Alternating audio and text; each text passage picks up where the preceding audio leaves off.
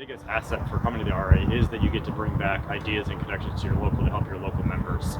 It is important also to understand the connection between the local and the state association. I think there's a lack of understanding for a lot of members about how they relate to each other, so it's a good way to be able to improve your knowledge of how the state operates too. Now more than ever, it's essential for locals to be connected with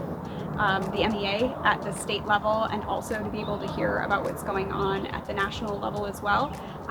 Individual locals are really struggling, and to be able to come here today and hear about solutions and problems that other districts are working through, I think in some ways kind of helps us band together, and then also provides us with some hope for the future in terms of the work that the MEA is getting ready for next year. It just feels like during the school year we have no power, but within our MEA organization it feels like we do have power and we do have a voice. The MEA Representative Assembly is a chance for all of our local associations to get their voice in the room and to be sure that we are hearing from our members the direction that we need to be going in, and to keep our work moving forward, and that is why we are here. And so this is setting the course for the next year.